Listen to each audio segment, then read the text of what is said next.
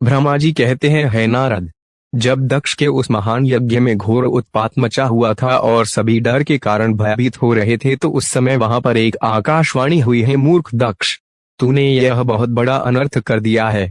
तूने शिव भक्त दधीचि के कथन को प्रामाणिक नहीं माना, जो तेरे लिए परम मंगलकारी और आनंददायक था। तूने उनका भी अपमान किया और वे तुझे शाप देकर तेरी यज्ञशाला से चले गए।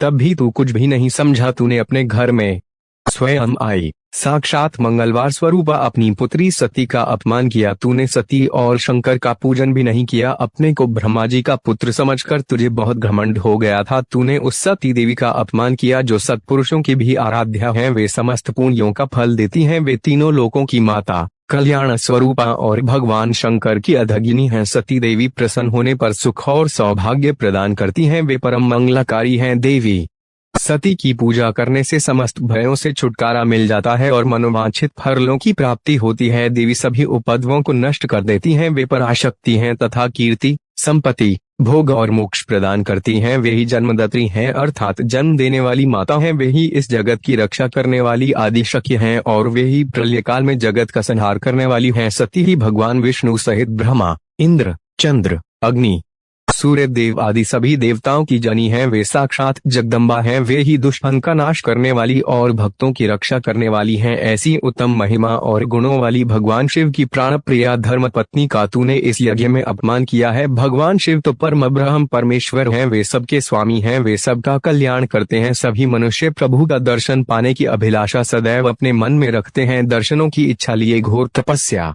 करते हैं। वे भगवान शिव ही जगत को धारण कर उसका पालन पोषण करते हैं। वे ही समस्त विद्याओं के ज्ञाता और मंगलों का भी मंगलवार करने वाले हैं। ही समस्त मनोकामनाओं को पूरा करते हैं। हे दुष्ट दक्ष, तूने उन परम शक्तिशाली भगवान शिव की शक्ति की अवहेलना करके बहुत बुरा किया है।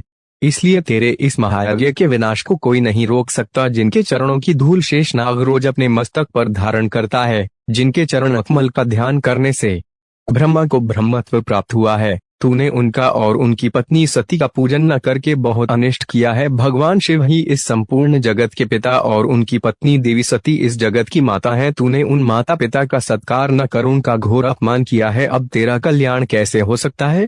तूने स्वयं दुर्भाग्य से अपना नाता जोड़ लिया है। तूने देवी सती और भगवान शिव की भक्ति भाव से आराधना नहीं की। तेरी यह सोच ही कि कल्याणकारी शिव का पूजन किए बिना भी मैं कल्याण का भागी हो सकता हूँ, तुझे लिए डूबी है। तेरा सारा घमंड नष्ट हो जाएगा। यहाँ बैठा कोई भी देवता शिव जी के विरुद्ध होकर तेरी सहायता नहीं कर पाएगा। यदि करना भी चाहेगा तो स्वयं भी नष्ट हो जाएगा। अब तेरा अमंगल निश्चित है।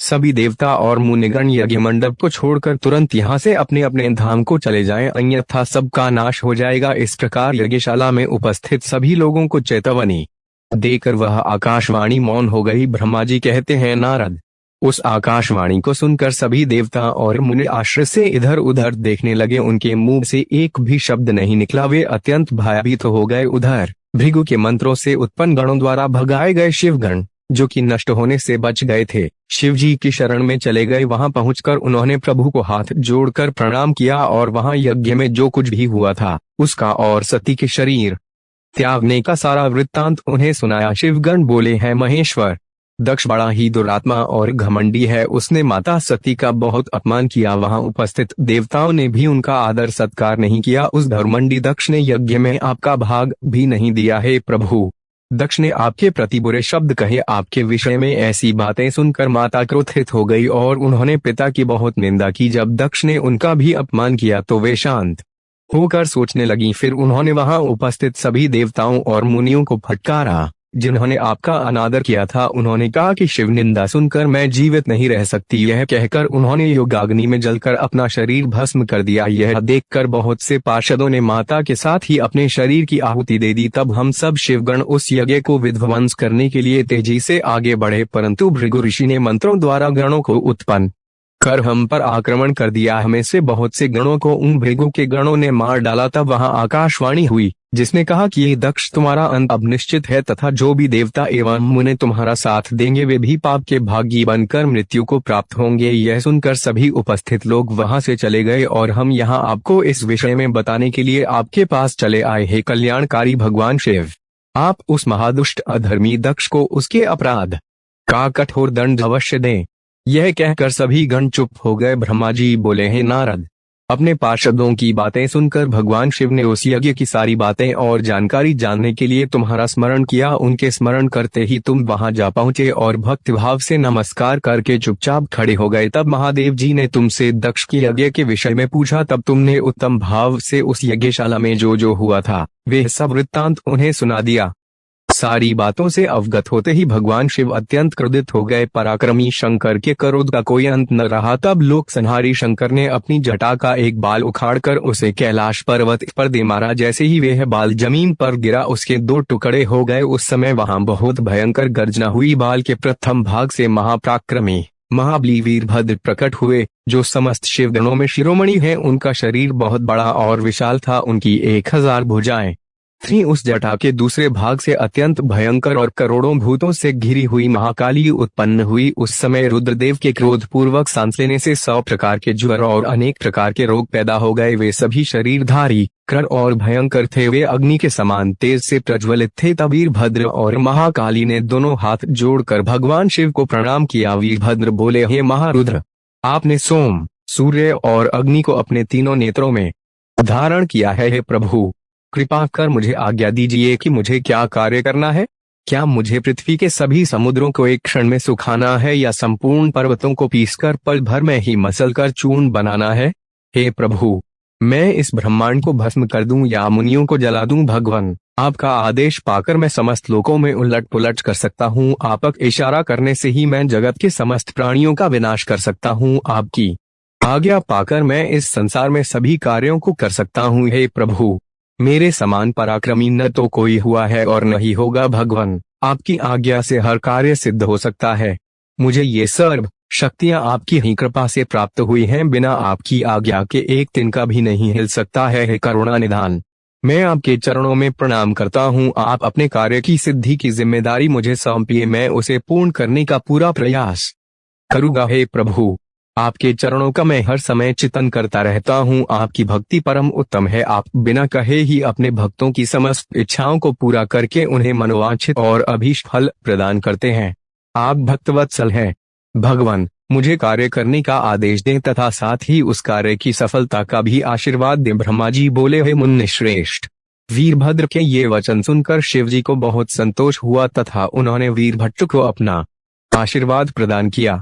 भगवान शिव बोले, पार्षदों में श्रेष्ठ वीरभद्र, तुम्हारी जय हो। ब्रह्मा जी का पुत्र दक्ष बड़ा ही दुष्ट है। उसे अपने पर बहुत घमंड है। इस समय वह एक बहुत बड़ा यज्ञ कर रहा है। उसने उस यज्ञ में मेरा बहुत अपमान किया है। मेरी पत्नी ने मेरा अपमान होता हुआ देखकर उसी यज्ञ की अग्नि में अपने शरीर को भस्म कर दिया है। अब तुम सब परिवार उस यज्ञ में जाओ। वहां यज्ञशाला में जाकर तुम उस यज्ञ को विनष्ट कर दो। यदि देवता, गंधर्व अथवा कोई अन्य तुम्हारा सामना करे और तुम्हें ललकारे तो तुम उसे वहीं भस्म कर देना। दधीचि की दी हुई चेतावनी के बाद भी जो देवता गण वहां यज्ञ में मौजूद हैं, तुम उन्हें भी भस्म कर देना, क्योंकि वे सभी मुझसे बैर रखते हैं। तुम उन सभी को बंधु बांधवों सहित जलाकर भस्म कर देना। वहां कलशों में भरे हुए जल को पी लेना। इस प्रकार वैदिक मर्यादा के पालक भक्तवत्सल करुणा निधान शिव ने क्रोधित होकर वीरभद्र को यज्ञ का विनाश करने का आदेश दिया। वीरभद्र और महाकाली का यज्ञशाला की ओर प्रस्थान। ब्रह्मा जी कहते हैं, नारद, महेश्वर के आदेश को आदरपूर्वक सुनकर वीरभद्र ने शिव जी को प्रणाम किया। तत्पश्चात उनसे आज्ञा लेकर वीरभद्र यज्ञशाला की ओर चल दिए। शिव जी ने प्रलय की अग्नि के समान और करोड़ों गणों को उनके साथ भेज दिया। वे अत्यंत तेजस्वी थे। वे सभी वीरगण कौतूहल से वीरभद्र के साथ साथ चल दिए। उसमें हजारों पार्षद वीरभद्र की तरह ही महापराक्रमी और बलशाली थे। बहुत से काल के भी काल भगवान रुद्र के समान थे। वे शिवजी के समान ही शोभा पा रहे थे। तत्पश्चात वीरभद्र शिवजी जैसा वेश धारण कर ऐसे रथ पर चढ़कर चले जो 400 हाथ लंबा था, और इस रथ को 10,000 शेर खींच रहे थे और बहुत से हाथी, शार्दूल, मगर, मत्स्य उस रथ की रक्षा के लिए आगे आगे चल रहे थे। काली, कात्यायनी, ईशानी, चामुंडा, मुंडमर्दिनी, भद्रकाली, भद्रा, त्वरिता और वैष्णवी नामक नवंबर दुर्गाओं ने भी भूतों पिशाचों के साथ दक्ष के यज्ञ का विनाश करने के लिए उस ओर प्रस्थान किया। डाकिनी, शाक्यनी, भूत पिशाच, प्रमथ, गुह्यक, कूष्मांड, परपट, चटक, ब्रह्म राक्षस, भैरव तथा क्षेत्रपाल आदि सभी वीरगण भगवान शिव की आज्ञा पाकर दक्ष के यज्ञ का विनाश करने के लिए यज्ञशाला की ओर चल दिए। वे भगवान शंकर के 64,000 करोड़ गणों की सेना लेकर चल दिए। उस समय भेड़ियों की गंभीर ध्वनि होने लगी, अनेकों प्रकार के शंख चारों दिशाओं में बजने लगे। उस समय जटाहर, मुखों तथा श्रृंगों के अनेक प्रकार के शब्द हुए, भिन्न भिन्न प्रकार की सींगें बजने लगी। महामुनि नारद उस समय वीरभद्र की उस यात्रा में करोड़ों सैनिक, शिवगण एवं भूत पिशाच शामिल थे। इसी प्रकार महाकाली की सेना भी शोभा पा रही थी। इस प्रकार वीरभद्र और महाकाली दोनों की विशाल सेनाएं उस दक्ष के यज्ञ का विनाश करने के लिए गाजे बाजे के साथ आगे बढ़ने लगीं। उस समय अनेक शुभ शगुन होने लगे। गए मंडप में भय और विष्णु से जीवन रक्षा की प्रार्थना। ब्रह्मा जी बोले, है नारद, जब वीरभद्र और महाकाली की विशाल चतुरंगिणी सेना अत्यंत तीव्र गति से दक्ष के यज्ञ की ओर बढ़ी तो यज्ञ उत्सव में अनेक प्रकार के अपस्कुन होने लगे। वीरभद्र के चलते ही यज्ञ में विध्वंस की सूचना देने वाला उत्पात होने लगा। दक्ष की 22 अंक, 12 भुजा और 12 जांघ फड़कने लगी। वाम अंगों का फड़कना बहुत अशुभ होता है। उस समय यज्ञशाला में भूकंप आ गया। दक्ष को कम दिखाई देने लगा। भरी दोपहर में उसे आसमान में तारे दिखने लगे। दिशाएं धुंधली हो गई। सूर्य में काले काले धब्बे दिखाई देने लगे। ये धब्बे बहुत डरावने लग रहे थे। बिजली और अग्नि के समान सारे नक्षत्र उन्हें टूट टूट कर गिरते हुए दिखने लगे। वहां यज्ञशाला में हजारों गिद्ध दक्ष के सिर पर मंडराने लगे। उस यज्ञ मंडप को गिद्धों ने पूरा ढक दिया था। वहां एकत्र गीदड़ बड़ी भयानक और डरावनी आवाजें निकाल रहे थे। सभी दिशाएं अंधकारमय हो गई थी। वहां अनेक प्रकार के अपस्कुन होने लगे। फिर उसी समय वहां आकाशवाणी हुई, ओ महामूर्ख दुष्ट दक्ष, तेरे जन्म को धिक्कार है। तू बहुत बड़ा पापी है। तूने भगवान शिव की बहुत अवहेलना की है। तूने देवी सती, जो कि साक्षात जगदम्बा रूप है, का भी अनादर किया है। सती ने तेरी ही वजह से अपने शरीर को योगाग्नि में जलाकर भस्म कर दिया है। तुझे तेरे कर्मों का फल जरूर मिलेगा। आज तुझे तेरी करनी का फल अवश्य ही मिलेगा। साथ ही यहाँ उपस्थित सभी देवताओं और ऋषि मुनियों को भी अवश्य ही उनकी करनी का फल मिलेगा। भगवान शिव तुम्हें तुम्हारे पापों का फल जरूर देंगे। इस प्रकार कहकर वह आकाशवाणी मौन हो गई। उस आकाशवाणी को सुनकर और वहां यज्ञशाला में प्रकट हो रहे अनेक अशुभ लक्षणों को देखकर दक्ष तथा वहां उपस्थित सभी देवतागण भय से कांपने लगे। दक्ष को अपने द्वारा किए गए व्यवहार का स्मरण होने लगा। उसे अपने किए पर बहुत पछतावा होने लगा। तब दक्ष सहित सभी देवता श्री विष्णु की शरण में गए। वे डरे हुए थे। भय से कांपते हुए वे सभी लक्ष्मीपति विष्णु जी से अपने जीवन की रक्षा की प्रार्थना करने लगे।